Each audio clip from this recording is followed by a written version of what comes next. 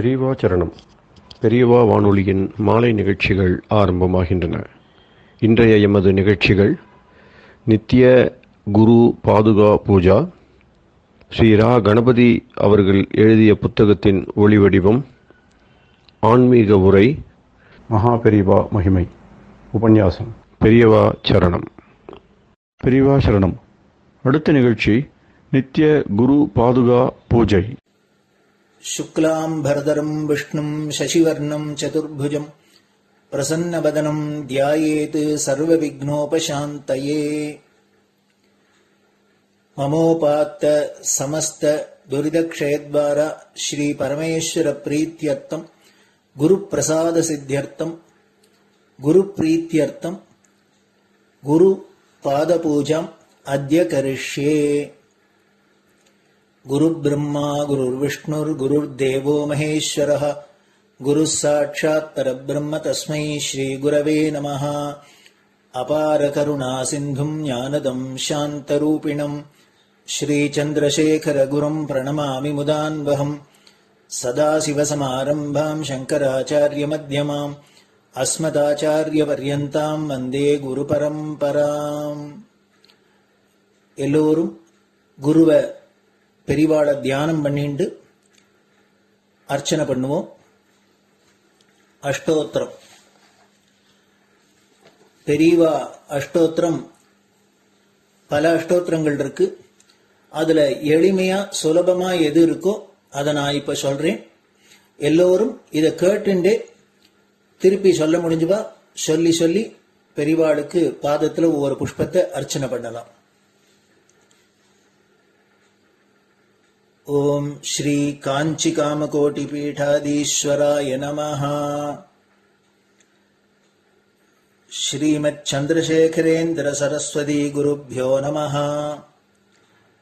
संन्यासाश्रम शिखराय नमः. काषाय दंडधारिणे नमः. सर्वपीठापहारिणे नमः. स्वामिनाथ गुरवे नमः. करुणासागराय नमः. जगदाकर्षण शक्तिमते नमः. सर्वचराचर हृदयस्थाय नमः. ओम भक्त परिपालक श्रेष्ठाय नमः. धर्म परिपालकाय नमः. श्री जयेन्द्र सरस्वत्याचार्याय नमः. श्री विजयेन्द्र सरस्वती पूजिताय नमः. शिवशक्ति स्वरूपाय नमः. भक्ताभीष्ट प्रदायकाय नमः. ब्रह्मण्य पोषकाय नमः. ब्रह्म विष्णु शिवैक्य स्वरूपाय नमः. कांची क्षेत्रवासाय नमः. कैलाश शिखरवासाय नमः. स्वधर्म परिपोषकाय नमः. चातुर्वर्ण संरक्षकाय नमः. लोकरक्षण संकल्पाय नमः. ओम ब्रह्मनिष्ठापराय नमः. सर्वपापहराय नमः. धर्मरक्षक संतुष्टाय नमः. भक्तार्पितधन स्वीकर्त्रे नमः. सर्वोपनिषत् सारज्ञाय नमः. सर्वशास्त्रगम्याय नमः. सर्वलोक पितामहाय नमः. भक्ताभीष्ट प्रदायकाय नमः. ब्रह्मण्य पोषकाय नमः. नानाविध पुष्पार्चितपताय नमः. रुद्राक्ष क्रीडधारिणे नमः. भस्मोद्दोलित विग्रहाय नमः. सर्वज्ञाय नमः. सर्वचराचर व्यापकाय नमः. अनेक शिष्य परिपालकाय नमः. मनश्चाञ्चल्य निवर्तकाय नमः. अभयहस्ताय नमः. भयापहाय नमः. यज्ञपुरुषाय नमः. यज्ञानुष्ठान रुचिप्रदाय नमः. यज्ञसम्पन्नाय नमः. यज्ञसहायकाय नमः. यज्ञफलदाय नमः. यज्ञप्रियाय नमः. उपमानरहिताय नमः. स्फटिक तुलसी रुद्राक्ष हारधारिणे नमः. चातुर्वर्ण समदृष्टये नमः. ऋग्यजुस्साम अथर्वणादि चतुर्वेद संरक्षकाय नमः. दक्षिणामूर्तिस्वरूपाय नमः जाग्रत् स्वप्न सुषुप्ति अवस्थातीताय नमः कोटिसूर्यतुल्य तेजोमय शरीराय नमः साधुसंग संरक्षकाय नमः अश्वगज गोपूजा निर्वर्तकाय नमः गुरुपादुक पूजा तुरंतराय नमः कनकाभिषिक्ताय नमः स्वर्ण बिल्वदल पूजिताय नमः सर्वजीव मोक्षदाय नमः मूकवाक्तान निपुणाय नमः नेत्र दीक्षादानाय नमः द्वादशलिंग स्थापकाय नमः गान रसप्रियाय नमः ब्रह्मज्ञानोपदेशकाय नमः सकलकलासिद्धिताय नमः चातुर्वण्य पूजिताय नमः अनेकभाषा संभाषण कोविताय नमः अष्टसिद्धिप्रदायकाय नमः ओम श्री शारदामठ सुस्थिताय नमः नित्यान्नदान सुप्रीताय नमः प्रार्थना मात्र सुलभाय नमः पादयात्रा प्रियाय नमः नानाविध मतपंडिताय नमः श्रुति स्मृति पुराणज्ञाय नमः देव यक्ष किन्नर किंपुरुष पूज्याय नमः श्रवणानंदकर कीर्तये नमः दर्शनानंदाय नमः अद्वैतानंदभरिताय नमः अव्याज करुणामूर्तये नमः शैव वैष्णवादिमान्याय नमः श्री शंकराचार्याय नमः दंडकमंडलोहस्ताय नमः वीणा मृदंग सकलवाद्यनाथस्वरूपाय नमः रामकथा रसिकाय नमः वेद वेदांग आगमादि सकलकला सतस्प्रवर्तकाय नमः हृदय गुहाशयाय नमः शतरुद्रीय वर्णितस्वरूपाय नमः केदारेश्वरनाथाय नमः अविद्यानाशकाय नमः निष्कामकर्मोपदेशकाय नमः लघुभक्तिमार्गोपदेशकाय नमः लिंगस्वरूपाय नमः सालग्राम सूक्ष्मस्वरूपाय नमः कालड्यां शंकरकीर्तिस्तंभ निर्माणकर्त्रे नमः जितेन्द्रियाय नमः शरणागतवत्सलाय नमः श्रीशैलशिखरवासाय नमः डमरुकनाद विनोदाय नमः वृषभारूढाय नमः दुर्मदनाशकाय नमः आभिचारिक दोषहर्त्रे नमः मिताहाराय नमः मृत्युविमोचकशक्त्याय नमः श्रीचक्रार्चन तत्पराय नमः दासानुग्रहकारकाय नमः अनुराधा नक्षत्रजाताय नमः सर्वलोकख्यातशीलाय नमः वेंकटेश्वर चरणपद्म षट्पदाय नमः श्री महात्रिपुर सुंदरी समेत श्री चंद्रमौलीश्वर पूजा प्रियाय नमः श्रीमच्चंद्रशेखरेन्द्र सरस्वती सद्गुरु परब्रह्मणे नमः गुरुभ्यो नमः परमगुरुभ्यो नमः परमेष्टिगुरुभ्यो नमः परात्परगुरुभ्यो नमः गुरुपरंपराभ्यां नमः गुरुपादुकाभ्यां नमो नमः. அடுத்தது ஊதுபத்தி இருந்தா அதை காமிச்சு தூபம், நெய் தீபம் இருந்தா காமிச்சு அதை நெய் தீபம் தீபம் காமிச்சுட்டு நைவேத்தியம் வெத்தலைப்பாக்கு பழம் இதுலேருந்து ஆரம்பிச்சு அவளுக்கு எது சௌரியமோ அதுபடி நைவேத்தியம் பண்ணலாம்.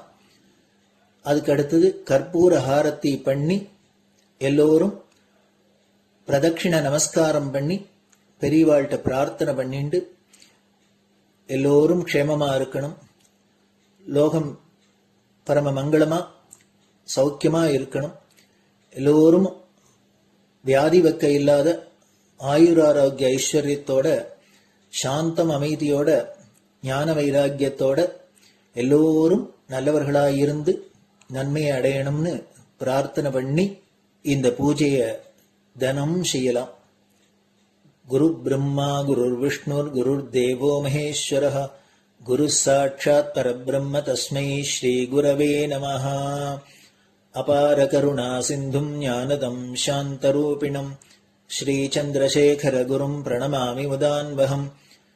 சதாசிவசமாரம்பாம் சங்கராச்சாரிய மத்யமாம் அஸ்மதாச்சாரிய பர்யந்தாம் வந்தே குரு பரம்பராம். குரு பாத பூஜை நிறைவடைஞ்சது. பெரியவா சரணம். பெரியவா சரணம். பெரியவா வானொலியில் நேயர்கள் அடுத்து கேட்க இருப்பது ஸ்ரீ ரா கணபதி அவர்கள் எழுதிய புத்தகத்தின் ஒளி வடிவம். அளிப்பவர் ஸ்ரீமதி உமா சங்கர் அவர்கள். தேனினும் இனிய சொல்லான் தீச்சுடர் மேனி கொண்டான் ஊனுயிர்க்குயிரதான ஒன்றினைக் கலந்து நின்றான் ஏனினிக் கவலை நெஞ்சே இன்றுனக் அருள் செய்தான் இஞ்ஞானவான் காமகோட்டி நாதனை நம்புவோமே.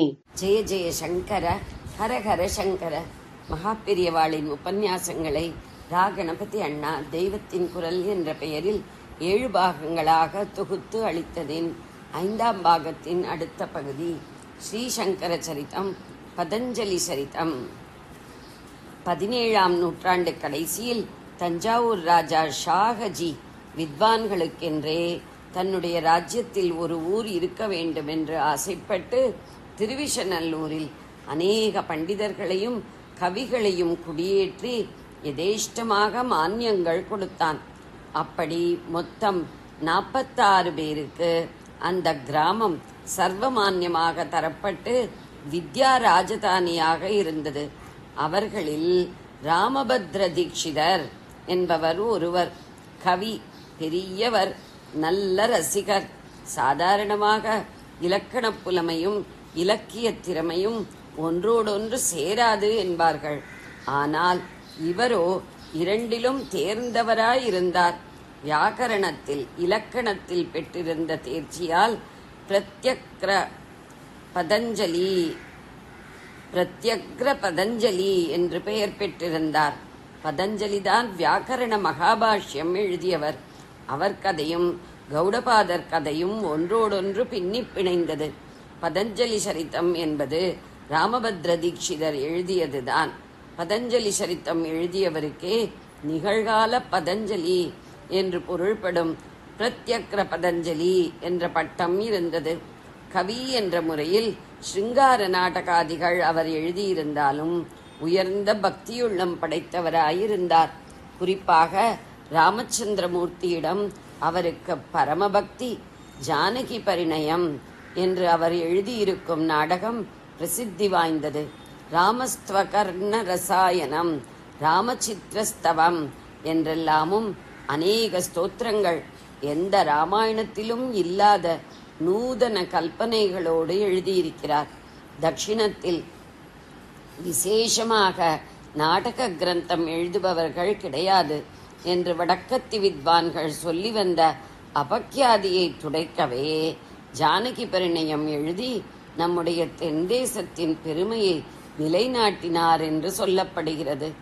நமக்கு விஷயம் அவருடைய பதஞ்சலி சரித்தம். 8 சர்க்கங்கள் கொண்ட புஸ்தகம் அது. ராமர் என்று சொன்னவுடன் அவருடன் இணை பிரியாத பக்த சிரோமணியான ஆஞ்சநேய சுவாமியை நினைப்பது போல நடராஜா என்றவுடன் 2 பேர் நினைவு வரும். நடராஜாவின் பிம்பமானாலும் சித்திரமானாலும் எதிலும் அவருக்கு 2 பக்கங்களில் இந்த 2 பேரும் இருப்பார்கள். கேட்பதற்கு பயமாக பாம்பும் புலியும் 2 பக்கமும் என்று இவர்களைத்தான் பாட்டுக்களில் சொல்லி இருக்கிறது. படங்களில் பார்த்தாலும் ஒருத்தருக்கு இடுப்புக்கு கீழே பாதி உடம்பு பாம்பாக இருக்கும், இன்னொருத்தருக்கு புலியாக இருக்கும். ஆனால் அந்த இருவரும் யாருக்கும் எந்த ஹிம்சையும் பண்ணாமல் சுவாமியின் நர்த்தனத்திலேயே சதா காலமும் நேத்திரத்தையும் ஹிருதயத்தையும் அர்ப்பணம் பண்ணி பார்த்து கொண்டிருப்பார்கள். புலிக்கால்காரர் வியாக்ரபாதர் என்பவர். அந்த பேருக்கே அப்படித்தான் அர்த்தம். பாம்புக்கால்காரர் தான் நம்முடைய உபகதையின் நாயகரான பதஞ்சலி. சிதம்பர மகிமையையும் ஸ்ரீமன் நடராஜமூர்த்தியின் மகிமையையும் விளக்குவதாக அந்த திருவிஷநல்லூர் பண்டித கவிகளில் இன்னொருத்தரான வெங்கடகிருஷ்ண தீட்சிதர் என்பவர் நடேச விஜயம் என்று காவியம் எழுதியிருக்கிறார். அதிலும் பதஞ்சலியை பற்றி ஓரளவு வருகிறது. பதஞ்சலியையே மையமான பாத்திரமாக வைத்து ராமபத்ர தீட்சிதர் எழுதியுள்ள பதஞ்சலி சரித்தமும் நடேச விஜயமும் அநேக டீட்டெயில்களில் விவரங்களில் ஒத்துப்போகின்றன. பதஞ்சலி ஆதிசேஷனின் அவதாரம் என்று அந்த புஸ்தகங்களில் இருக்கிறது. ஆதிசேஷன் மகாவிஷ்ணுவை சேர்ந்தவர். திருப்பார்கடலில் பகவானுக்கு படுக்கையாக இருப்பவர். அந்த பரம வைஷ்ணவர் எப்படி பரம சைவராகி நடராஜாவின் இணை பிரியாத பக்தரானார்? திருப்பார்கடலில் இருந்தவர் ஏன் சிதம்பரத்துக்கு வந்து சேர்ந்தார்? அதற்கு காரணம் நடேச விஜயத்தில் சுருக்கமாகவும் பதஞ்சலி சரித்தத்தில் விரிவாகவும் வருகிறது. மகாவிஷ்ணுவேதான் ஆதிசேஷனை அப்படி அனுப்பி வைத்தது என்று வருகிறது. அப்படியானால் மகாவிஷ்ணுக்கும் நடராஜாவுக்கும் என்ன சம்பந்தம்? திருமாலின் இதயத்தில் சிவநடனம். சம்பந்தம் இருப்பது நிச்சயம் என்று சிதம்பரம் கோவிலை பார்த்தாலே தெரிகிறது. அங்கு நடராஜாவின் தர்சன மண்டபத்துக்கு பக்கவாட்டிலேயே பெரிசாக பெருமாள் சந்நிதி இருக்கிறது.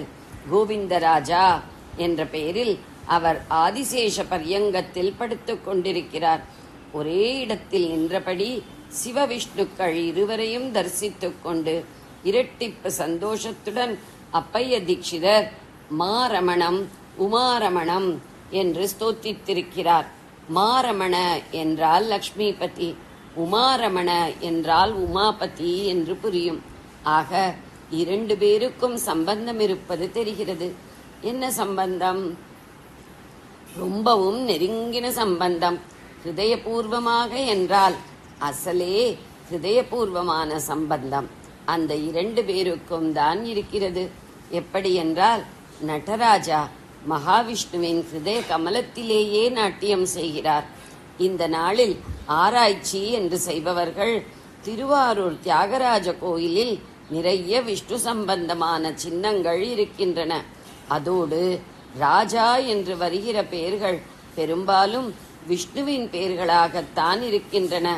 ரங்கராஜா, வரதராஜா, கோவிந்தராஜா இப்படி. ஆகையால் அது முதலில் பெருமாள் கோவிலாகத்தான் இருந்திருக்க வேண்டும். அப்புறம் சைவர்களுக்கு ரொம்பவும் ஆதிக்கம் ஏற்பட்ட காலத்தில்தான் அதை சிவன் கோவிலாக மாற்றி இருக்கிறார்கள் என்று சொல்கிறார்கள். இதையே மாற்றி நாச்சியார் கோவிலில் உள்ள பெருமாள் கோவில் விஷயத்தில் அது முதலில் சிவன் கோவிலாக இருந்து அப்புறம் வைஷ்ணவர்களுக்கு ஆதிக்கம் ஏற்பட்ட காலத்தில் விஷ்ணு ஆலயமாக மாற்றப்பட்டிருக்க வேண்டும் என்கிறார்கள். இந்த ஆராய்ச்சி எல்லாம் சரியில்லை. அந்தந்த ஸ்தல புராண கதையையோ பொதுவான சமய சாஸ்திர தத்துவங்களையோ கோவில்கள் எழுப்பி இருப்பதை புரிந்து கொள்ளாததாலேயே இப்படி முடிவு சொல்கிறார்கள். வாஸ்தவத்தில் அவை ஆதியிலிருந்து இப்போதுள்ளபடிதான் இருந்திருக்கின்றன. நாச்சியார் கோவில் விஷயம் இப்போது நமக்கு சம்பந்தப்பட்டதல்ல. திருவாரூரை எடுத்துக்கொண்டால் அந்த கோவில் விஷ்ணுவின் ஸ்வரூபமாகவே கட்டப்பட்டிருப்பது. அந்த ஸ்வரூபத்திலே ஹிருதயஸ்தானம் எங்கே இருக்குமோ அங்கேதான் தியாகராஜமூர்த்தி பிரதிஷ்டை செய்யப்பட்டிருக்கிறது. நடராஜா போலவே தியாகராஜாவும் நடனமூர்த்தி தான். ஆனால் அது நமக்கு தெரியாமல் அவருடைய பிம்பத்தில் முகம் தவிர பாக்கி எல்லா பாகமும் மூடி வைத்திருக்கிறது. ஆனால் நடராஜாவின் நடனத்திற்கும் தியாகராஜாவின் நடனத்திற்கும் வித்தியாசம் உண்டு. நடராஜா அவராகவே இடதுகாலை தூக்கி ஆனந்த நடனம் செய்கிறார். தியாகராஜா தாமாக டான்ஸ் பண்ணவில்லை. விஷ்ணுமூர்த்தியின் ஹிருதயத்தில் இருப்பவர் அல்லவா அவர். அதனால் மகாவிஷ்ணு சுவாசிக்கும் போது அவருடைய வக்ஷஸ்தலம் ஏறி இறங்குவதற்கேற்ப தியாகராஜா அசைவத்தில் தானாக ஒரு நடனம் அமைந்து விடுகிறது. மகாவிஷ்ணுவின் ஹிருதய கமலத்தில் சிவன் நடனமாடுகிறார் என்பதை குறிப்பதாக ஸ்ருதியிலேயே நாராயணோபனிஷத்தில் மந்திரங்கள் இருக்கின்றன. முதலில் நாராயணனே விராட் ஸ்வரூபம், விஸ்வத்தில் உள்ள அத்தனை சிரசுகளும் அத்தனை கண்களும் அவருடையதுதான் என்று ஆரம்பித்து அந்த விராட்டின் ஜீவரூபத்தில் தலைகீழான பத்மகோஷம் தாமரை முக்கு மாதிரி ஹிருதயம் இருப்பதைச் சொல்லி அதன் மேல் பாகத்தில் உள்ள தகராகாசம் என்பதில் பரமாத்ம ஸ்வரூபம் விளங்குவதாக வர்ணித்திருக்கிறது. வெளியிலே நாம் பார்க்கும் விஷாலமான ஆகாசம் பேரம்பலம் என்பது. அதுவே உள்ளே சின்ன ஆகாசமாக இருப்பதைத்தான் தகராகாசம் என்றும் சிற்றம்பலம் என்றும் சொல்வது. ஞான ஆகாசமான சித் அம்பரம், ஆகாச க்ஷேத்திரம், சிற்றம்பலம் என்கிற சித் சபை, தாண்டவமூர்த்தியான நடராஜ சிவன் என்று இப்படி எல்லாம் சிதம்பரத்தில் ஒன்றுக்கொன்று சம்பந்தமுடைய ஆத்ம தத்துவங்களாக இருக்கின்றன. ஜெய ஜெய சங்கர, ஹர ஹர சங்கர. பெரியவா சரணம். இந்நிகழ்ச்சியின் அடுத்த பகுதி நாளை மாலை இதே நேரத்தில் ஒளிபரப்பாகும். பெரியவா சரணம். பெரியவா சரணம். பெரியவா வானொலியில் நேயர்கள் அடுத்து கேட்க இருப்பது திரு கவிக்கண்ணன் அவர்களின் ஆன்மீக உரை. பெரியவா சரணம். ராம் ராம். ஸ்ரீ குருப்யோ நமஹ. ஜெய ஜெய சங்கர, ஹர ஹர சங்கர. பெரியவா வானொலி நேயர்கள் அனைவருக்கும், மகா பெரியவாவுடைய பக்தர்கள் அனைவருக்கும் அடியேன் கவிக்கண்ணனின் அன்பு கலந்த நல்வாழ்த்துக்கள். ராம் ராம். ஜெய ஜெய சங்கர, ஹர ஹர சங்கர. ஸ்ரீ குருப்யோ நமஹ. சுப்பிரமணிய புஜங்கத்துல ஆச்சாரியார் எப்படி அந்த சுப்பிரமணிய சுவாமியை போற்றி தொடராருங்கிறத ஒரு ஸ்லோகத்தை நம்ம பார்த்துட்டே வந்துட்டு இருக்கோம். இன்னைக்கு பார்க்க போற 9வது ஸ்லோகத்துல அவனுடைய பாதார விந்தத்தை அவர் புகழ்ந்து சொல்றார். எப்படி புகழ்ந்து சொல்றார் அப்படின்னு சொன்ன, அபிராமி பட்டர் சொன்ன மாதிரி, பதத்தே உருகி நின் பாதத்திலே மனம் பற்றி உன்றன் இதத்தே ஒழுக அடிமை கொண்டாய், இனி யான் ஒருவர் மதத்தே மதிமயங்கேன், அவர் போன வழியும் செல்லேன் அப்படிங்கிறார். அதாவது உன்னுடைய பாதத்துல உருகி உன்னுடைய நீ இருக்கக்கூடிய வாசஸ்தலத்துக்கு தேடி வரும்படியா என் மனசை பண்ணி நீ உன்னை பற்றும்படியா பண்ண, உன்னோட வழியை பின்பற்றும்படியாக உனக்கு அடிமையாக இருக்கும்படியாக என்னை நீ ஆட்கொண்டாய். உன்னோட அருள் கிடைச்சப்பறம், உன்னோட அருள் பார்வை கிடைச்சப்பறம், உன்னுடைய தரிசனம் கிடைச்சப்பறம், உன்னால எனக்கு எல்லா விதமான செல்வங்களும் கிடைச்சப்பறம் நான் வேற யார் பின்னாடியா போவேனா? இனி யார் ஒருவர் மதத்தே மதிமயங்கேன், வேற எந்த ஒரு சமயங்களையும் நான் தாண்டி போக மாட்டேன், நான் அவ போன வழியிலையும் நான் போக மாட்டேன், எனக்கு நீயே தான் கத்திங்கிறார் இல்லையா? மாதிரி எந்தாயும் எனக்குள் தந்தையும் நீன்னு சொன்ன மாதிரி அப்படி சொல்றாரு. அதையே தான் நம்ம அருணகிரிநாதரும் ரொம்ப அழகா ஒரு உபதேசம் பண்றார் மனசுக்கு. எப்படி தெரியுமா? என் மனமே, நீ வீணா கெட்டு போயிட்டு இருக்கே, உனக்கு நல்ல ஒரு வழி சொல்றேன் கேளு. நீ நல்கதி அடையறதுக்கு எல்லாருக்கும் முடிஞ்ச அளவு நன்னா கூடு, சந்தோஷமா இரு, இனிமையா பேசு. இன்னொரு சின்ன ஒரு குறுக்கு வழி சொல்றேன் பாரு. அந்த வேலாயுத பெருமான் இருக்கா இல்லையோ, முருகன் இருக்கா இல்லையோ, அவனுடைய திருவடியை உன் மனசுக்குள்ள வச்சுக்கோ. அப்போ தொடர்ந்து வரக்கூடிய இந்த பிறவி துன்பம் இருக்கு இல்லையா, அது அவன் கை வேல் பொடி பொடி ஆக்கிடும். அதனால நீ உன்னோட வினைகள் எல்லாம் ஒழிஞ்சு போயிடும். நீ அதெல்லாம் விட்டுரு. எல்லாம் கண்ட கண்ட சமாச்சாரங்கள்ல நீ விசாரப்படாத எல்லாத்தையும் விட்டு அந்த முருகப்பெருமானையே சரணமாக அடைஞ்சிடுங்கிறார். அது எப்படி சொல்றாரு? கெடுவாய் மனநீ கதி கேட்கரவாது, இடுவாய் வடிவேல் இறைத்தால் நினைவாய், சுடுவாய் நெடுவேதனை தூள்படவே, விடுவாய் விடுவாய் வினையாவையுமே அப்படின்னு சொல்றார். அதையே ரொம்ப சுலபமான வழியாக நம்ம ஆச்சாரியார் என்ன சொல்றாருன்னா, இந்த சுப்பிரமணிய புஜங்கத்துல 9வது ஸ்லோகத்துல ரொம்ப ரொம்ப ரொம்ப அழகான அவனுடைய பாதத்தை வர்ணிக்கும் போது ரொம்ப சிவப்பு வர்ணமா இருக்கான் அவனுடைய பாதங்கள். ஏன்னா அடியார்கள் எல்லாம் அள்ளி மலரிட்டனால அவனுடைய பாதம் சிவந்து போயிடுச்சுனா. அது ஒரு கவி பாடும்போது, ஏன்பா உன் பாதம் ஏன்பா சிவந்து போச்சு, அன்போடு அடியார்கள் அள்ளி மலரிட்டதுவோ, அன்னை உமை பரிவோடு அருள் முத்தம் தந்ததுவோ, குடியேறி வாழ நடும் குன்றுதொரும் எரியதோ, கொடியிடை குரத்தியிடம் குறிப்பாக நடந்ததுவோ, சூரசம்ஹாரம் பண்றதுக்காக நீ அந்த திருச்செந்தூர்ல சண்டை போடுறதுக்கு போனதோ எதனாலப்பா? இல்ல அடியார்கள்லாம் மலர் தூவி காலில் அந்த வாரம் தாங்காதியோ, எதனாலப்பா அவனுடைய பாதம் சிவந்ததுங்கிறார். அப்பேற்பட்ட சிவந்ததாக இருக்க அந்த பாதம் அடியாருடைய மனதையெல்லாம் அப்படியே அபகரிக்கிறது. ஒரு அழகோன அழகு அப்படி இருக்கான். அந்த அழகுங்கிற அமிர்தத்தினால அபிஷேகம் பண்ணப்பட்ட பாதம் மாதிரி இருக்காது. அந்த அப்படிப்பட்ட அழகான அந்த பாதங்களை இவருடைய மனசுங்கிற வண்டு சுத்தி சுத்தி வருதான். அது ஏற்கனவே சம்சார சாகரத்துல மூழ்கி இருந்த வண்டு தப்பிச்சுன்னு வரணுன்றதுக்காக இவனுடைய மலர் பாதங்களை மலர் நினைச்சுட்டு அதுல இருக்கக்கூடிய அந்த அமிர்த வாசனையும் தேன் நினைச்சுட்டு சுத்தி சுத்தி வரதான்.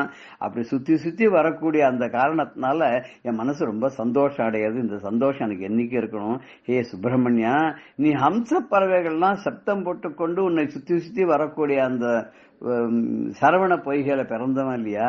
அப்பேற்பட்ட சுப்பிரமணிய மூர்த்தியே, எனக்கு நீ சந்தோஷத்தை கொடுப்பாயாக. அவனோட பாத மகிமையை பத்தி சொல்றார். ரணத்தம்சகே மஞ்சுளே அத்யந்த சோணே மனோகாரி லாவண்ய பீயூஷ பூர்ணே மனஷட்பதோமி பவத் க்லேஷ தப்தः சதா மோததாம் ஸ்கந்ததே பாதபத்மே. ரணத்தம்சகே மஞ்சுளே அத்யந்த சோணே மனோஹாரி லாவண்ய பீயூஷ பூர்ணே மன ஷட்பதோமே பவ கிளேஷ தப்தः சதா மோததாம் ஸ்கந்த தே பாதபத்மே. இந்த பவக்லேசம் அப்படிங்கிற அந்த பவ வினைகள்னால வினைப்பயனால கஷ்டப்பட்டு வருத்தப்பட்டு கொண்டிருக்கக்கூடிய என்னுடைய மனஹா மனமானது ஷட்பதா மனம்ங்கிற வண்டானது சதா எப்பொழுதும் தே பாத பத்னி உன்னுடைய பாத பத்மங்கள்ல ஹே ஸ்கந்தா ஸ்கந்த மூர்த்தியே சதா மோதத்தாம் எப்போதும் சந்தோஷமாக சுத்தி சுத்தி வரட்டும். தாமனை வளர் போன்ற உன்னுடைய சிவந்த பாதங்களை பவதாபத்தினால வருத்தப்படக்கூடிய என்னுடைய மனம்ங்கிற வண்டானது சுத்தி சுத்தி வரட்டும்ங்கிறார். அந்த பாதம் எப்படி இருக்கு தெரியுமோ?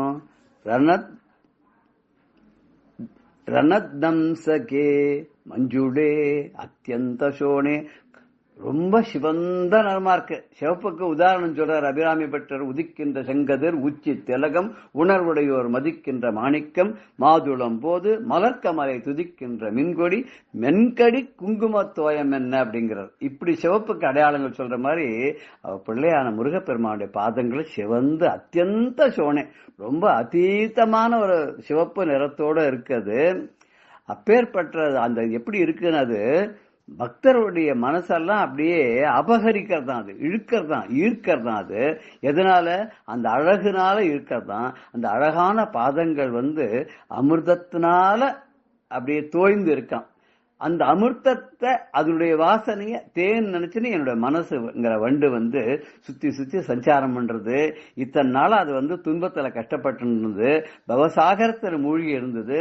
இப்பதான் உன்னுடைய அருளால, உன் அருள் பார்வையினால, உன் அருட்கரங்களுடைய திருவருளால அது வந்திருக்கு. உன்னுடைய பாதத்தை மலர்ன்னு அப்படின்னு நினைச்சுண்டு உன் பாதத்துடைய வாசனையை புரிஞ்சுண்டு உன்னுடைய பாதத்தில் இருக்கக்கூடிய அமிர்தம்ங்கிற தேனை பருகிறதுக்காக என் மனம்ங்கிற வண்டானது சுத்தி சுத்தி வருது. இது எப்போது நிரந்தரமாக சுத்தி எல்லா விதமான அருளையும் பெற்று சந்தோஷமாக இருக்கிறதுக்கு நீ அருள் பண்ணுவாயா அப்படின்னு கேட்டு முருகப்பெருமான்ட்ட இந்த ஸ்லோகத்துல 9வது ஸ்லோகத்தை சொல்றார். அடுத்த ஸ்லோகத்தை நம்ம அடுத்த நாள் பார்க்கலாம். ஜெய ஜெய சங்கர ஹர ஹர சங்கர. ஸ்ரீ குருபியோ நம. ராம் ராம். பெரியவா சரணம். இந்நிகழ்ச்சியின் அடுத்த பகுதி நாளை மாலை இதே நேரத்தில் ஒளிபரப்பாகும். பெரியவா சரணம். பெரியவா சரணம். அடுத்த நிகழ்ச்சி மகா பெரியவா மகிமை உபன்யாசம். வழங்குபவர் பிரம்மஸ்ரீ கணேச சர்மா அவர்கள். அபார கருணா சிந்தும் ஞானதம் சாந்தரூபிணம் ஸ்ரீ சந்திரசேகரகுரும் பிரணமாமி முதான்வகம். பெரியவா குல்பர்காவில் இருந்தால் சங்கர ஜெயந்தி ஆச்சு. அப்படி ஒரு நாளைக்கு தரிசனம் கொடுக்குறது மத்தியானம் 2 மணி இருக்கும். அப்போது இந்த ஏகாம்பரம்னு கைங்கரியம் பண்ணிவிட்டு சொன்னால் யாரோ ஒருத்தர் வந்திருக்கார், ஒரு வயசானவர் குடும்பத்தோடு வந்திருக்கார். இந்த தலையில் தலைப்பாகெல்லாம் கட்டின்னு வந்திருக்கா. பெரியவா சொன்னா அவர் யாருன்னு விசாரி, எங்கேருந்து வர்றார், யாரு என்னன்னு விசாரி அப்படின்னா.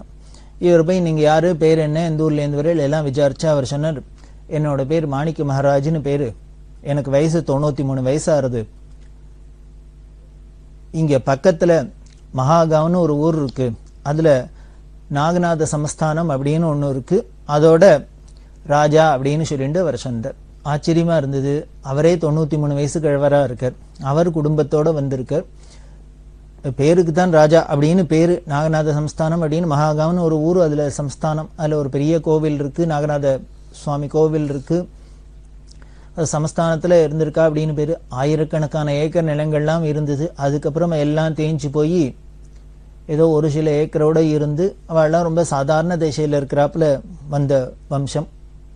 அவ வந்திருக்கா அப்படின்னு சொன்னா பெரியவா சிரிச்சுண்டு, சரி அவர் எதுக்காக இங்க வந்திருக்கார், என்ன வேணுமா கேளு அப்படின்னு. உடனே உங்களுக்கு என்ன வேணும், எதுக்காக வந்திருக்கேள் அப்படின்னா அவர் சொன்னார், பெரியவா மகாகாவுக்கு வரணும் அப்படின்னு. மகாகாவுக்கு வந்தா மட்டும் போறாது, அங்க பெரியவா வந்து வாசம் பண்ணணும், கொஞ்ச நாளானும் தங்கணும், அதனாலதான் ஆசையா இருக்கு, பெரியவா இங்க வந்திருக்கான்னு கேள்விப்பட்டு நாங்க வந்திருக்கோம் அப்படின்னு.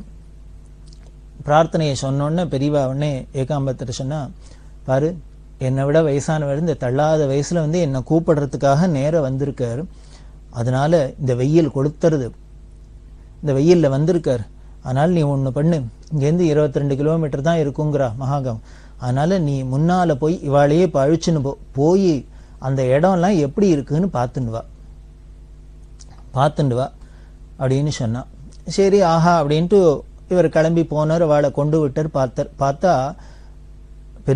பெரிய போர்ஷன் ஆனா இருக்கு, எல்லாம் பழங்காலத்து கட்டடமா இருந்தது. அங்க உள்ளுக்குள்ள ஒரு நாகநாத சுவாமி இருக்கார், எல்லாம் பண்ணியிருக்கா. அதுல ஒரு பக்கம் அவ அண்ணா தம்பிகள் 3 பேர் இருக்கா. அந்த 3 பேருக்கும் சொந்தமா அவ பாகத்தை பிரிச்சுட்டு அப்படி வச்சுட்டு இருக்கா. அதுல மற்ற இடங்கள்லாம் ரொம்ப சீத்தலம் அடைஞ்சாப்புல இருந்து ரொம்ப போய் தங்கறதுக்கு சௌரியம் அவ்வளவு போராது போல இருந்தது. அதுல பாலா சாஹேப் அப்படின்னு இவளோட தம்பி, அவரோட போர்ஷன் நன்னா இருந்தது, ஓரளவுக்கு சுமாரா இருந்தது. அந்த பாலா சாஹேபே இங்க தங்கி இருக்காத குல்பர்கால அவர் ஒரு வீடு இருக்கு, அங்க போய் தங்கியிருந்தார். அதனால ஏகாம்பரம் என்ன தீர்மானம் பண்ணினார், இந்த பாலா சாஹேப் இடத்துல வேணா வச்சுக்கலாம், எல்லாம் பக்கத்திலேயே தான் இருக்கும், அதுல வச்சுட்டா சௌரியமா இருக்கும். அவள் இங்க இல்ல, மற்றவாள்லாம் குடும்பத்தோட இருக்கிறதுனால பெரியவாளும் அங்க வந்து தங்குறதுங்கிறது சிரமமா இருக்கும், வர முடியாது, அதனால இந்த இடத்துல தங்கலாம் அப்படின்னு தீர்மானம் பண்ணி வந்தாச்சு. பெரியவா அதுக்கப்புறம் ஆர்டர் போட்டுருந்தா, நம்ம இந்த மகாகாம் போற வரைக்கும் அப்பப்போ நாம எங்க யாத்திரை பண்றோமோ தினமும் அந்த யாத்திரை பண்ற இடத்துல கொண்டு விட்டுட்டு நீ போய் மகாகாமில் போய் அங்க என்னென்ன வேணுமோ ஏற்பாடு எல்லாம் பண்ண வேண்டியது. இந்த வருஷம் சாதுர்மாசியம் வியாச பூஜை அங்கதான் அப்படின்னு சொல்லிவிட்டா. அவளுக்கு எப்படி சந்தோஷமா இருந்திருக்கும் பாருங்க. அவர் மெனக்கிட்டு தள்ளாத வயசுல வந்து பெரியவா வரணும், அங்க மகாகாம் வரணும், அங்க வந்து தங்கணும் அப்படின்னு சொன்னார். பெரியவா சந்தோஷமா அதை ஏத்துண்டு அந்த பக்திக்கு கட்டுப்பட்டு சாதுர்மாசமே அங்க பண்றாப்புல இருந்தது. பின்னால வரப்போற சாதுர்மாசம் அங்கதான் நடக்க போறது. அப்படி சொல்லி அனுப்பிச்சா அவள்லாம் போய் ஏற்பாடு பண்ணிட்டு இருக்கா. அதுக்கப்புறம் பெரியவா என்னம்னா, இப்ப குல்பர்காலேருந்து காளிகைன்னா முக்கியமா வரணும், அந்த காளிகைக்கு யாத்திரை பண்றா. காளிகைக்கு வரத்தே கார்வார் ஒவ்வொரு ஊரா நடந்து வந்துட்டு இருக்கா. அல்ல கார்வார் அப்படின்னு ஒரு ஊர், அங்க ஒரு சின்ன எலிமெண்டரி ஸ்கூல், அதுல தங்கி இருந்தா. அப்படி தங்கி இருக்கிறதே அந்த ஊர் ஜனங்கள், அந்த ஊர் எம்எல்ஏ எல்லாரும் வந்து பெரியவாள்கிட்ட வந்து தரிசனம் பண்ணி, எல்லா ஊர்லயுமே முன்ன பின்ன ஒருத்தருக்குமே தெரியாது. பெரியவா அந்த ஊர்ல போய் ஏதோ ஒரு இடத்துல தங்குவா. இதுக்கு அப்புறம் பெரியவா போனதுக்கு அப்புறம் தான் அவளுக்கு சூடு பிடிச்சி உடனே எல்லாரும் சாரியா வர ஆரம்பிச்சிருவா. உடனே எல்லாரும் அப்படி பக்தி பண்ணுவா. அது மாதிரி இந்த கார்வார்ல இந்த ஊர் ஜனங்கள் எம்எல்ஏ எல்லாருமா வந்து பெரியவாள்கிட்ட பிரார்த்தனை பண்ணா. இங்க பல வருஷமா மழை இல்லை, அதனால நாங்க ரொம்ப சிரமப்படுறோம், பெரியவா அனுகிரகம் பண்ணணும், மழை பெய்யணும் அப்படின்னு. பெரியவா அவளுக்கு அனுகிரகம் பண்ணினா அந்த அனுகிரகம் எப்படி ஆச்சுன்னர், அன்னி ராத்திரியே மழை கொட்டித்து. மழை கொட்டி அந்த ஊர் முழுக்கலும் வெள்ளக்காடு, பவர் கட்டு, ஒரே இருட்டா போயிடுத்து. திரும்பின இடம்லாம் தண்ணியா இருக்கு. இது மழை பெஞ்சது எப்போன்னர், கோடையில. பெரியவா இது நடந்ததெல்லாம் சங்கர ஜெயந்தி ஆனதுக்கு அப்புறம் அப்படின்னும். இந்த சங்கர ஜெயந்தி எல்லாமே சித்திரை மாசத்துல தான் வரும். நல்ல சித்திரை தான் பீக் சம்மர். அந்த பீக் சம்மர்ல பெரியவாள்கிட்ட பிரார்த்தனை பண்ணினோன்னு உடனேயே தட்சணம் ஆசுதோஷி பரமேஸ்வரன் பெரியவா உடனே அன்னைக்கு ராத்திரியே மழை. இப்படி பெரியவா போற இடத்துல ஏதோ புராணங்கள்லாம் பார்க்கிறோம். ரிஷியசிங்கர்னு மகரிஷி இருந்தார், அவர் போற இடத்தெல்லாம் மழை கொட்டும் அப்படிலாம் சொல்றமே, கலியுக நம்ம கண்ணால பார்த்த ரிஷேஷங்கர் தான் பெரியவா. எல்லா இடத்துலயும் அவ போற இடத்துல மழை இல்லை மழை இல்லை மழை இல்லைன்னா பெரியவா ஒன்றும் அதுக்காக ஒன்றும் பதில் இதில் சொல்லிட்டு பேயும் பெய்யுது ஒண்ணுமே சொல்ல மாட்டா. அவ கையை தூக்கி அனுகிரகம்னா உடனே கொட்ட ஆரம்பிச்சிடும், போருங்கிற அளவு கொட்டும். அப்படி ஒரு மழை பெஞ்சுது. அதுக்கப்புறம் அப்படி பெரியவா ஊரா தாண்டிட்டு காளிகைங்கிற இடத்துக்கு வந்தா. இந்த காளிகைங்கிறது பெரிய க்ஷேத்திரம். அங்கதான் நீலகண்ட காளேஸ்வரர் அப்படின்னு சுவாமி பேரு. அதுல ஒரு விசேஷம் என்ன அப்படின்னா 3 யுகத்துக்கும் ஆன லிங்கம் அங்க இருக்கு. பார்த்தேன்னா தரைக்கு மேல எல்லா கோயிலையும் சிவலிங்கம் இருக்கும், அதுக்கு இந்த தரைக்கு அடியில இன்னொரு சிவலிங்கம், அதுக்கப்புறம் அடியில இன்னொரு சிவலிங்கம் அப்படின்னு 3 இருக்கு அப்படின்னு புராணம்லாம் சொல்லி எல்லாம் அங்க வழிபாடுலாம் நடந்து. ரொம்ப பிராச்சீனமான கோவில், ரொம்ப சிற்ப ஏற்பாடுலாம் பிரமாதமா இருக்கும். அந்த கோவிலுக்கு பக்கத்திலேயே ஒரு பெரிய குளம் மாதிரி இருக்கும், அது ஸ்பிரிங் மாதிரி தண்ணி ஊறிண்டே இருக்கும். அந்த தண்ணி ஊறி ஊறி ஊறி அப்படியே வழிஞ்சு பக்கத்துல நதி ருத்ராவதி அப்படின்னு ஒரு நதி, அந்த நதியோட போய் இந்த குளத்திலேந்து வர உற்பத்தியாகிற தண்ணி இந்த ருத்ராவதி நதியில போய் கலக்கும். பக்கத்துல ருத்ராவதின்னு அழகான நதி. பெரியவாளுக்கு ரொம்ப சௌக்கியமா சந்தோஷமா இருந்தது இந்த ஸ்நானத்துக்கு இனத்துக்கு எல்லாத்துக்கும். அந்த ரொம்ப அமைதியான இடம். அந்த காளிகையில இருந்தா அந்த 3 லிங்கம் அப்படின்னு சொன்னா பெரியவாள்கிட்ட இந்த சதாசிவகீலை மகாராஜ் சொன்னார். அவருக்கு பரம சந்தோஷம். எத்தனையோ நாளா கனவு கண்டிருந்தது ஒரு மகான் திருப்பாதம் படணும், திருப்பாதம் பண்ணணும், இந்த கோவிலுக்கு பழையபடி வெடிமோட்சம் பண்ணணும் அப்படின்னா இன்னைக்கு அவரோட கனவெல்லாம் பூர்த்தியாச்சு. அந்த 3 லிங்கம் பார்க்கணும் அப்படின்னா என்ன பண்ணியிருக்கா, இவ முதல்ல கோவில் அந்த ரிப்பேர் பண்றது சர்ஃபேஸ்ல மேல லிங்கம் இருக்கு, அதை பார்த்தா அடியில இன்னொன்னு இந்த தரையை பேத்து பார்த்தா இருக்கு, அதுக்கு அடியில இருக்கிறத பார்க்கணும் அப்படின்ட்டு தரையெல்லாம் பேத்தா என்ன ஆயிடுத்து, ஒரு பெரிய பாம்பு சீரிண்டு அதை தோண்டவே விடாத பாம்பு சீரி இருக்கு.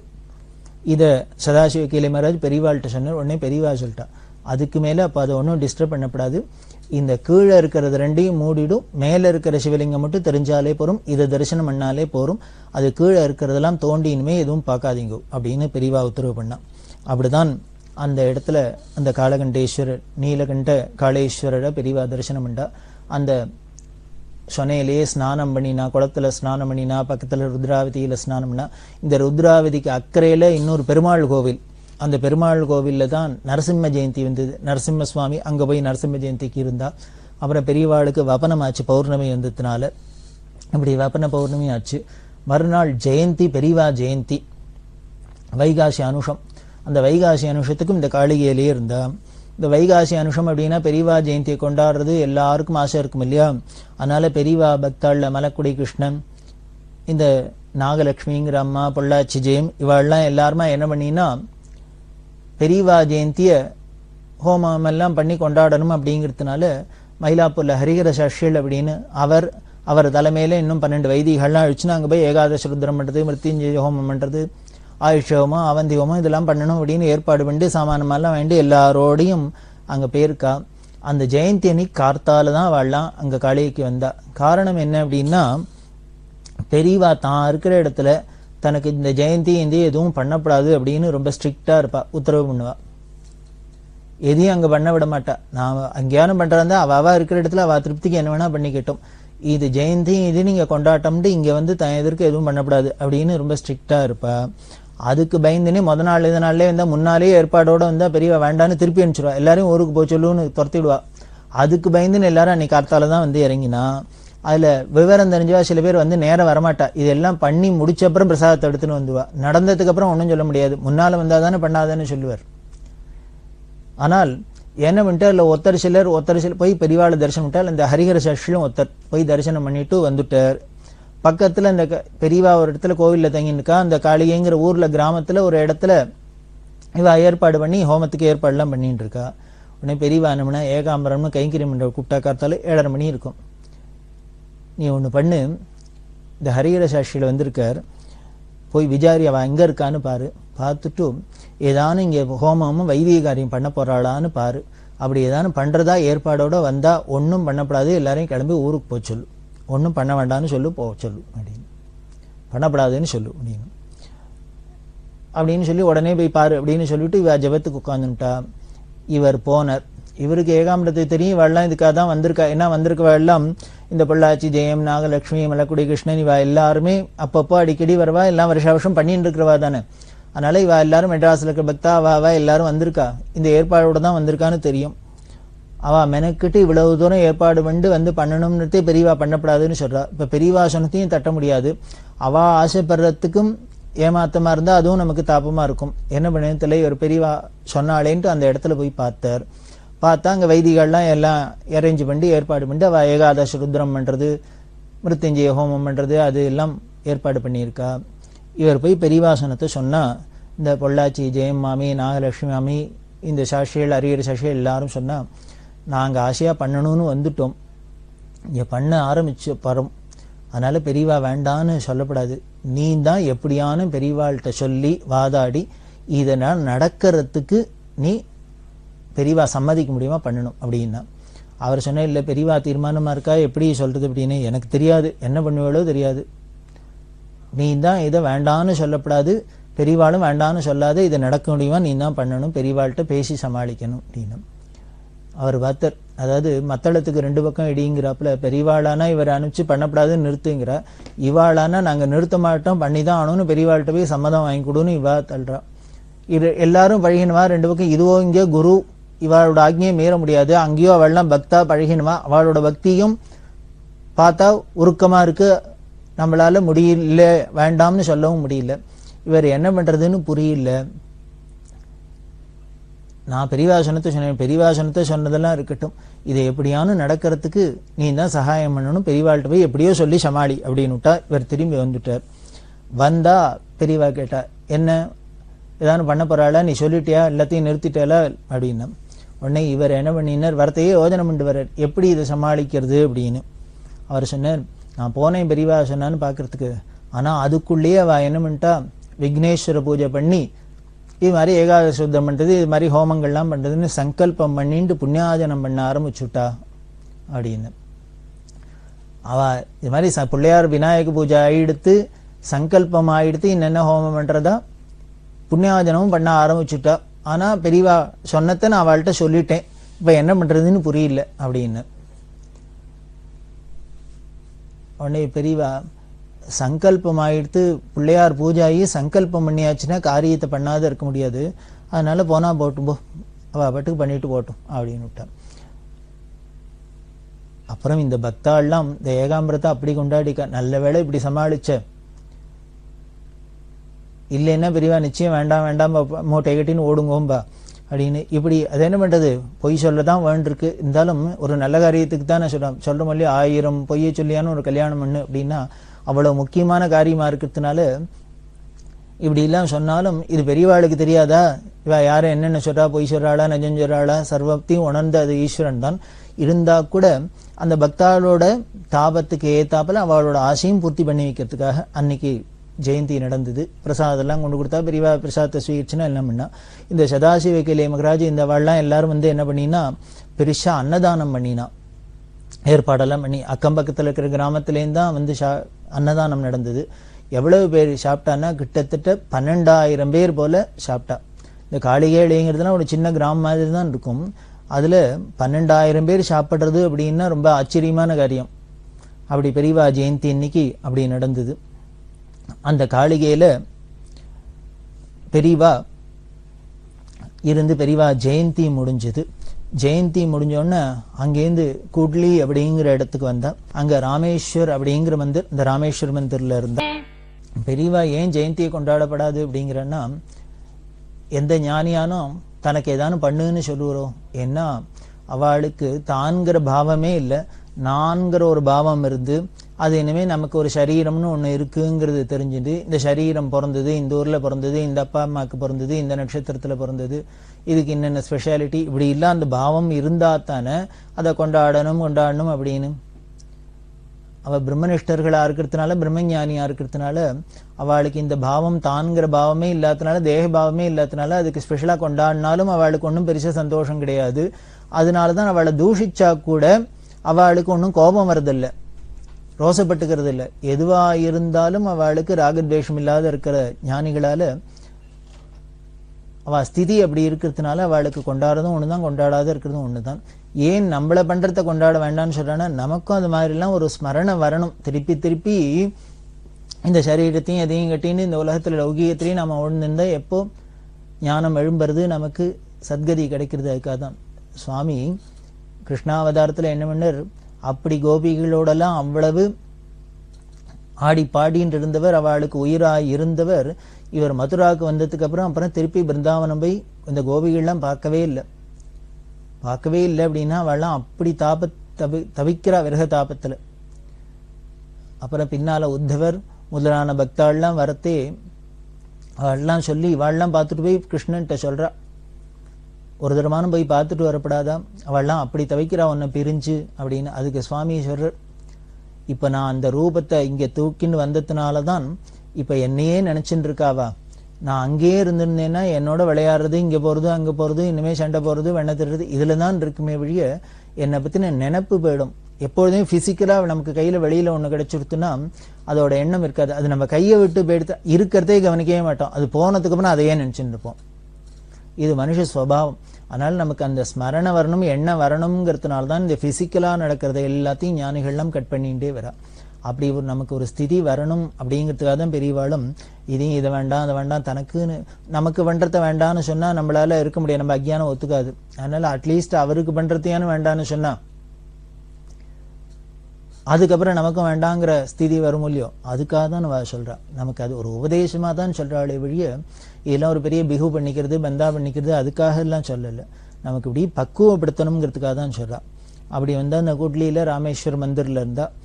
அதுக்கப்புறம் பெரியவா என்ன பண்ணா மகாகாமுக்கு வரப்போறா. ஏன்னா அந்த மகாகாமில் தான் மாணிக்க மகாராஜ் வந்து கூட்டு போயிருக்க, அங்க வரேன்னு சொல்லிவிட்டா. அந்த மகாகாமுக்கு வர வழியில பல இடங்கள்ல தங்கி தங்கி வரா. அதுல கந்துக்கல் கிராஸ் ரோடு அப்படின்னு ஒரு இடம், இந்த கந்துக்கல் கிராஸ் அப்படின்னு ஒரு இடம், அங்க வந்துட்டா அஸ்தமிக்க போறது. அஸ்தமிச்சுடுத்து தங்கறதுக்கு இடம் இல்லை.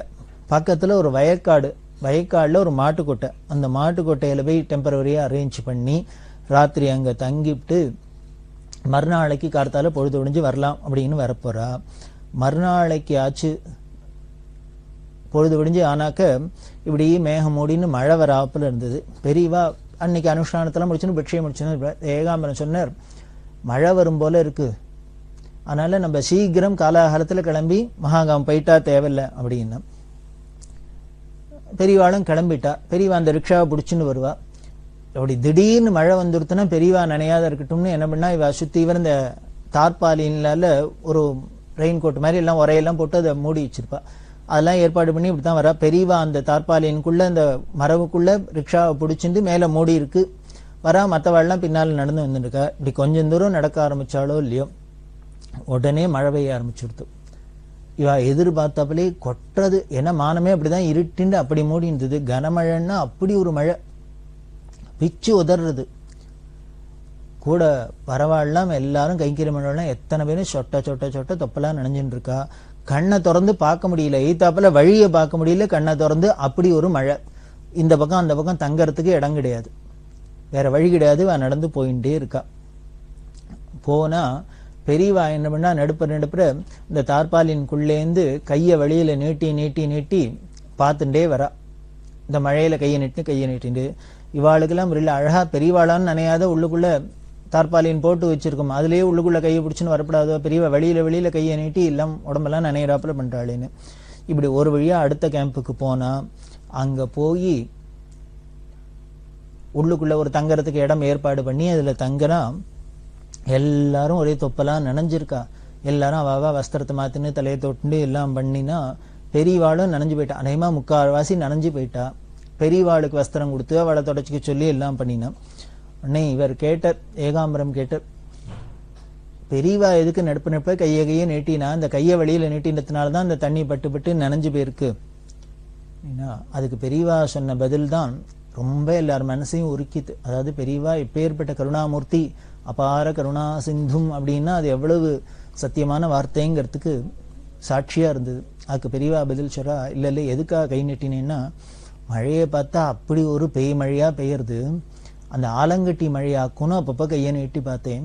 இந்த ஆலங்கட்டி மழையா இருந்ததுன்னாக்க உயிர் தப்பிக்க முடியாது. மேல தரார்பட்டார்னு மேலெல்லாம் தலைமையில கல்லு விழறாப்பெல்லாம் விழும். விழுந்ததுன்னா யாருக்கு என்னன்னே சொல்ல முடியாது. இந்த ஆலங்கட்டி மழையிலெல்லாம் பிராணம் போறாப்பெல்லாம் கூட ஆயிடும். அதுதான் எனக்கு பயமா இருந்தது. இப்படி ஆலங்கட்டி மழையா இருக்கோ, ஏதானும் உங்களுக்கெல்லாம் ஆயிட போறதோ, நீங்களாம் ஏதானும் போயிடுவேளோன்னு எனக்கு பயந்து இருந்தேன் அப்படின்னு.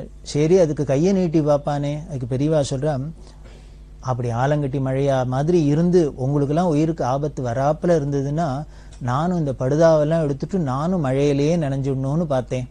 ஏன்னா நீங்கள்லாம் போனதுக்கு அப்புறம் நான் உஷரோட இருந்து என்ன ஆகணும்? எதுக்காக நான் இங்கே உட்காந்துருக்கணும்? அதனால அப்படி உங்களுக்கெல்லாம் ஏதானும் உங்க உயிருக்கு ஆபத்தாகி நீங்கள்லாம் போயிடுவோ போல இருந்ததுன்னா நானும் உங்க கூடயே போயிடணும். அதுக்காக தான் நான் கையை நீட்டி பார்த்தேன்.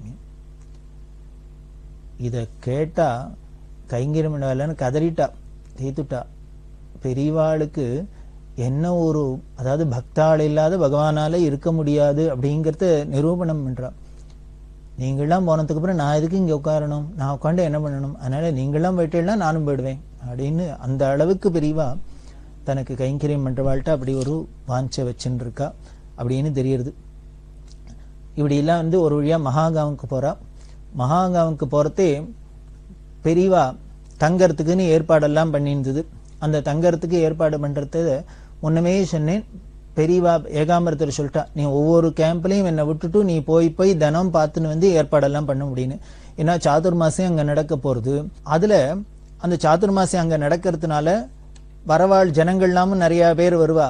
அப்படி வந்தாக்க எல்லாரும் தங்கறதுக்கும் வசதி பண்ணி தரணும். யாரும் எத்தனையும் வர முடியாது. ஏன்னா கூட்டம் பாட்டுக்கு வந்துன்னு தான் இருக்கும். சாதுர்மாசியம் முழுக்களும் கூட்டங்கள் ஜனங்கள் வந்துட்டு இருக்கும். அதுவும் அந்த வியாச பூஜை அன்னைக்கே எக்கச்சக்கமான ஜனங்கள்லாம் வரும். அப்படி இருக்கிறதுனால அந்த பாலா சாஹேப் இடத்துல தான் பெரியவா தங்கறதா ஏற்பாடு ஆயிருந்தது. இவர் அந்த பாலா சாஹேப்ட சொல்லி இதெல்லாம் ஆல்டர் பண்றது. பெரியவா என்ன பண்ணியிருந்தா, ஒரு ரூமுமே இங்கேன்னு இருந்ததுன்னா அந்த ரூம்ல பெரியவா மட்டும் இருப்பா. பெரியவா சொல்லியிருந்தா, ஒரு ஜன்னல் மாதிரி வச்சிரும், இந்த ஜன்னல்ல இருந்து எல்லாரும் என்ன பார்க்கட்டும், எனக்கு பிட்சை கொடுக்கறது இந்த ஜன்னல் வழியால எனக்கு வேணுங்கிற சாமான் நான் வாங்கிக்கிறேன். அந்த கதவை பெரியவா உள்ளுக்குள்ள தாப்பா போட்டுடுவா. இந்த கைங்கரியம் பண்றவா கூட உள்ள போன பெருக்கி தொடச்சுக்கிறதுலேருந்து எல்லாம் தானே பண்ணிப்பா. ஸ்நானத்துக்கு அனுத்துக்குன்னா வெளியில வருவா. இப்படி எல்லாம் கைங்கரியம் பண்ணி அது மாதிரிலாம் பண்ணியிருந்தா. அது மாதிரிதான் இங்க மகாகவனையும் ஏற்பாடு பண்ணணும் அப்படின்னு சொல்லி ஏற்பாடு ஆயிருக்கு. ஏற்பாடு ஆயிருந்தா இந்த கைங்கரியம் பண்ற ஸ்ரீகண்டம் பாலுலாம் சொன்னது, ரொம்ப சின்ன ஜன்னலா வைக்காதரா, ஒரு அவசரம்னா யாரானும் ஒத்தரானும் உள்ளுக்குள்ள நுழைஞ்சு போறாப்புல, பெரியவா உள்ளுக்குள்ள நுழைஞ்சு போறாப்புல அப்படி பார்த்து வையே அப்படின்னா. ஆனா பெரியவாளுக்கு பார்த்தா பெரிய ஜன்னலுக்கு சந்தேகம் வரப்படாது, பெரியவாளுக்கு பார்த்தா சந்தேகம் வரப்படாது. ஆனா நமக்கு இது மாதிரி ஒரு சௌரியம் இருக்கிறாப்புல ஏற்பாடு பண்ணினார். அது மாதிரி ஏற்பாடு பண்ணியிருந்தார். இந்த மகாகாமில் ஒருத்தர் நுழைஞ்சு போயிட்டு வராப்புல உள்ளுக்குள்ள போறாப்புல ஏற்பாடு பண்ணியிருந்தார் ஏகாம்பரம். பெரியவா அங்க போயாச்சு. தன்னோட இடத்துக்கு போனா எல்லாரும் பார்த்தா எல்லாம் பண்ணா. அப்படி இருக்கிறதே அந்த ஒருத்தர் உள்ள நுழையிறாப்புல ஏற்பாடு பண்ணி இவா ஒருத்தருக்குள்ள ஒருத்தர்னா பேசின்னு இருக்கா. கூட கைங்கரியம் பாலு ஸ்ரீகண்டன்லாம் ஏகாம்பரத்திட்ட சொல்லியிருக்கார், ஒருத்தர் நுழைஞ்சு போறாப்புல இருக்குன்னா. ஆனா பெரியவாளுக்கு சந்தேகம், பார்த்தா தெரியப்பட சந்தேகம் வரப்படாதுன்னு. ஆனா அப்படி ஏற்பாடு பண்ணியிருந்து பெரியவா பார்த்தாளா, சந்தேகம் வந்ததா, என்ன நடந்தது அப்படின்னா ரொம்ப சுவாரஸ்யமா இருக்கும். அதை நாம தொடர்ந்து பார்க்கலாம். பெரியவா சரணம். இந்நிகழ்ச்சியின் அடுத்த பகுதி நாளை மாலை இதே நேரத்தில் ஒளிபரப்பாகும். பெரியவா சரணம். பெரியவா சரணம். அடுத்த நிகழ்ச்சி திருவாசக இன்னிசை. வழங்குபவர் ஸ்ரீ சத்குருநாத தேசிகர் அவர்கள். பெரியவா சரணம். திருச்சிற்றம்பலம். யாத்திரை 10. பூவார் சென்னி மன்னன் எம் புயங்கப் பெருமான் சிறியோமை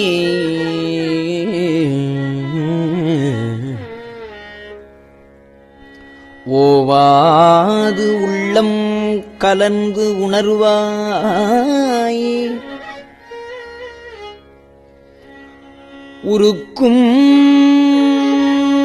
வெள்ளக்கருணையினால்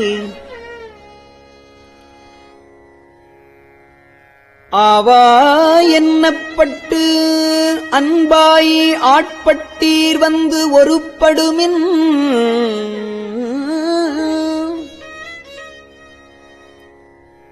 போவோம் காலம் வந்தது காண் பொய்விட்டுடையான் கழல் புகவே காலம் வந்தது காண் பொய்விட்டு உடையான் கடல் புகவே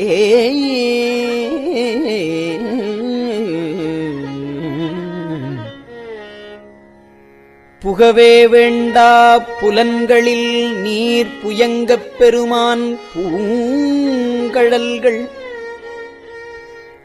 மிகவே நினைமின் மிக்க எல்லாம் வேண்டா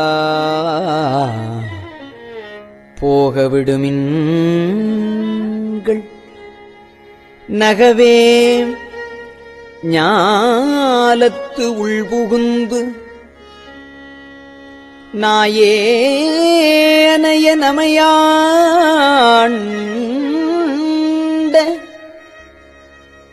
தகவே உடையான் தனைச்சாரா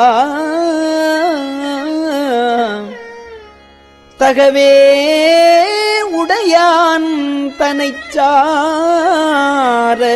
தளராது இருப்பார் தாம் தாமே தாமே தமக்குச் சுற்றமும் தாமே தமக்கு விதிவகையும் யாம் ஆர் எமது ஆர் பாசம் ஆர் என்ன மாயம் இவை போக கோமான் பண்டைத் தொண்டரொடும் அவன் தன் குறிப்பே குறிக்கொண்டு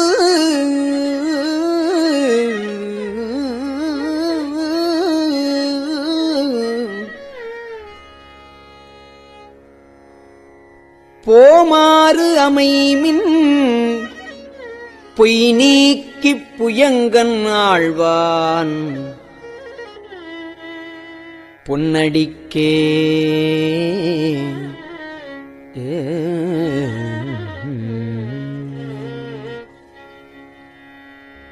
அடியார் ஆனீர் எல்லீரும் அடியார் ஆனீர் எல்லீரும் அகல விடுமின் விளையாட்டை அடியார் ஆனீர் எல்லீரும் அகல விடுமின் விளையாட்டை கடிசேர் அடியே வந்தடைந்து கடை கொண்டு இருமின் திருக்குறிப்பை செடிசேர் உடலை செல நீக்கி சிவலோகத்தே நம்மை வைப்பான் பொடி சேர்மேனி புயங்கண் தன் பூவார்கழற்கே புகவிடுமே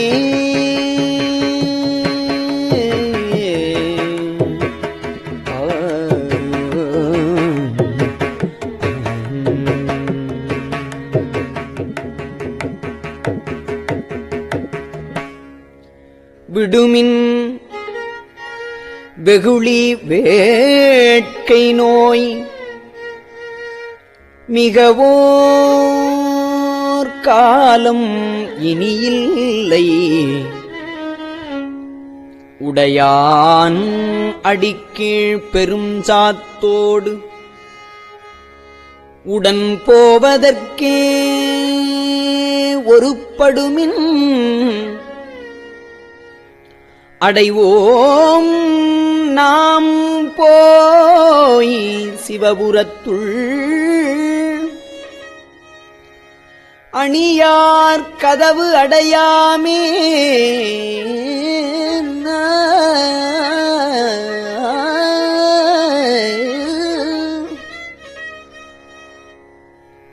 புடைபட்டு உருகிப் போற்றுவோம்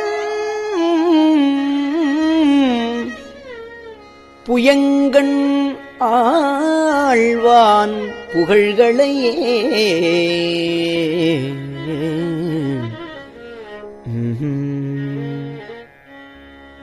புகழ்மின் தொழுமின் பூப்புனைமின் புயங்கண் தாளே புந்தி வைத்திட்டு இகழ்மின் எல்லா அல்லலையும் இனியோரும் இடையூறு அடையாமே திகழும் சீராறு சிவபுரத்துச் சென்று சிவன் தாழ் வணங்கி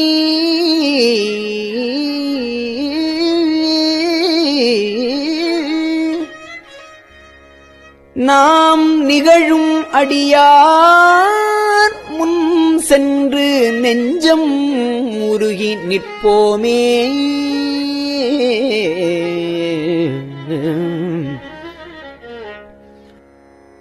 நிற்பார் நிற்க நில்லா உலகில் நில்லோம் இனி நாம் செல்வோமே.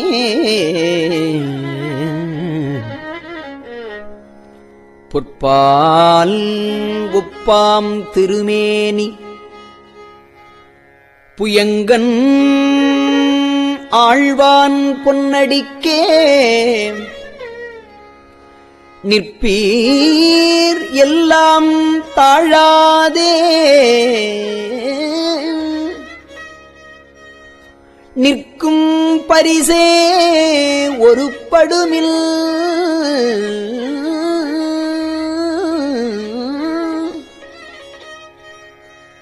பிற்பால் நின்று பேழ்கணித்தார்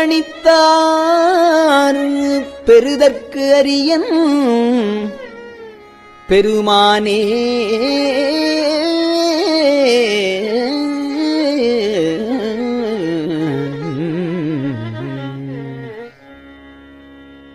பெருமான் பேரானந்தத்து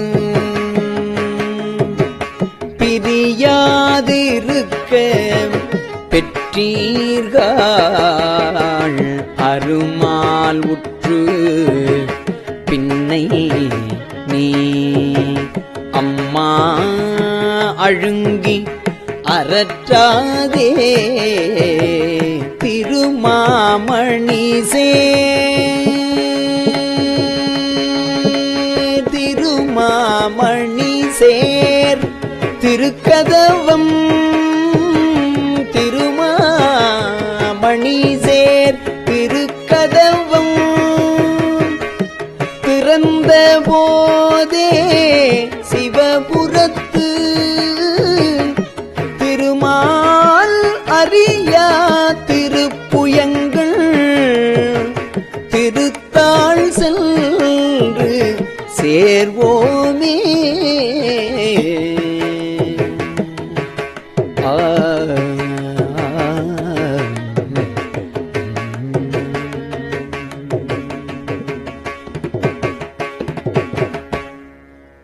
சேரக் கருதி சிந்தனையை திருந்த வைத்துச் சிந்திமின்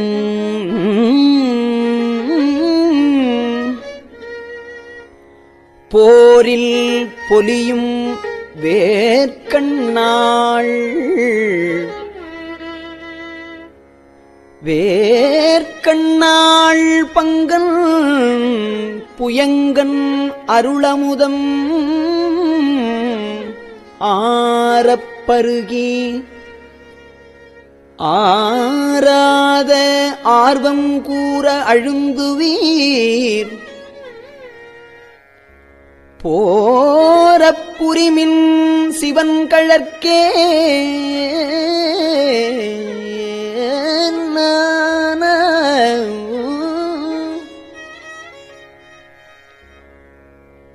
போரப்புரிமின் சிவன் கழற்கே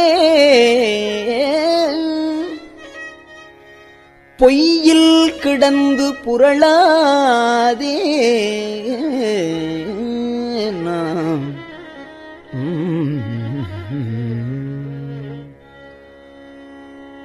புரள்வார் தொழுவார் புகழ்வாராய். புரள்வார் தொழுவார் புகழ்வாராய். இன்றே வந்தாள் ஆகாதி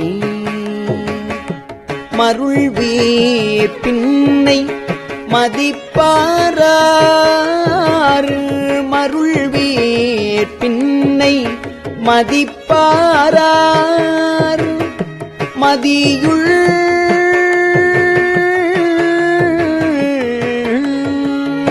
மருள்வீர் பின்னை மதிப்பாரார். மதியுள் கலங்கி மயங்குவீர். தெருள்வீராகில் இது செய்மின் சிவலோகக்கோன் திருப்புயங்கள். தெருள்வீராகில் இது செய்மின் சிவலோகக்கோன் திருப்புயங்கள். அருளார் பெறுவார் அகலிடத்தே. அருளார் பெறுவார் அகலிடத்தே. அந்தோ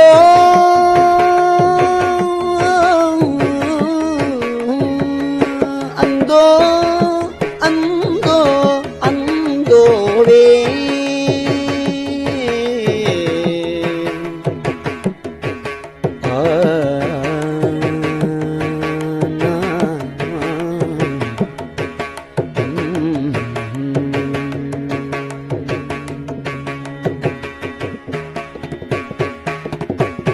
திருச்சிற்றம்பலம்.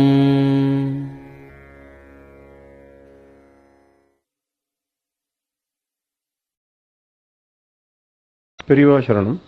இந்நிகழ்ச்சியின் அடுத்த பகுதி நாளை மாலை இதே நேரத்தில் ஒளிபரப்பாகும். பெரியவா சரணம். பெரியவா சரணம். பெரியவா வானொலியின் இன்றைய நிகழ்ச்சிகளின் நிறைவாக திருப்பொன்னூசல் வழங்குபவர் சத்குருநாத தேசிகர் அவர்கள். பெரியவா சரணம். திருச்சிற்றம்பலம். திருப்பொன்னூசல்.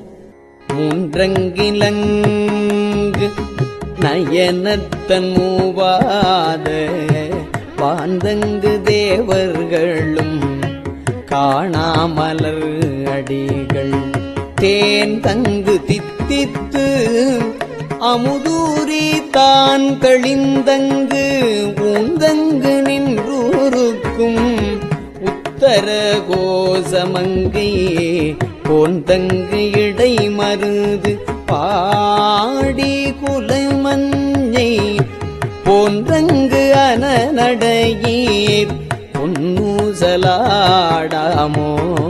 போன்றங்கு அனநடையீர் பொன்னூசலாடாமோ.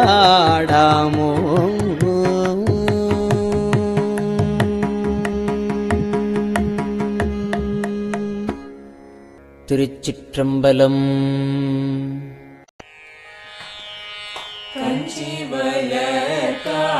காமாட்சி தன் குழந்தாய் சங்கரரே. கஞ்சிவல காமாட்சி தன் குழந்தாய் சங்கரரே.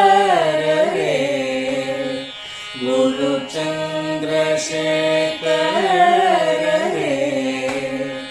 உறங்கிடுவீர்களே. உறங்கிடுவீர்களே.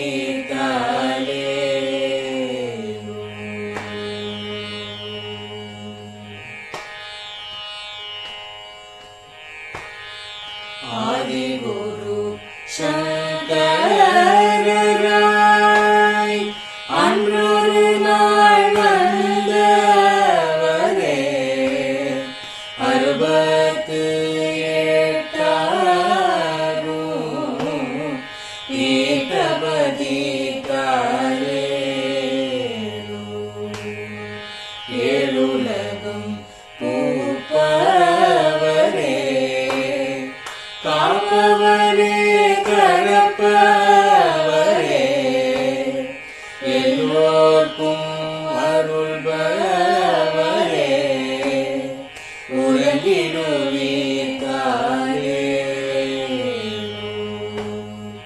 அயனுடனே மாலவனோ தேடிய பொற்பதத்தவரே அருமறைகள் சாற்றும் முயல் மலர்பதமே காலே முக்தி நிலை எய்திடவே சக்தி தரும் சத்குருவே முக்தி நிலை எய்திடவே சக்தி தரும் சத்குருவே நித்தமெங்கள் நாவீசையில் நித்திரை கொள்தாயே நித்தமெங்கள் நாவீசையில் நித்திரை கொள்தாயே நித்தமெங்கள் நாவீசையில் நித்திரை கொள்தாயே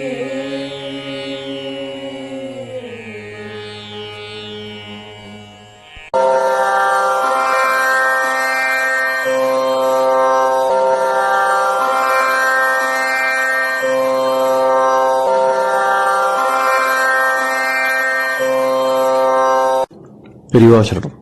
பெரியவா வானொலியின் மாலை நிகழ்ச்சிகள் இத்துடன் நிறைவடைகின்றன. எமது அடுத்த ஒளிபரப்பு நாளை காலை இந்திய நேரப்படி 6 மணிக்கு துவங்கும். பெரியவா சரணம்.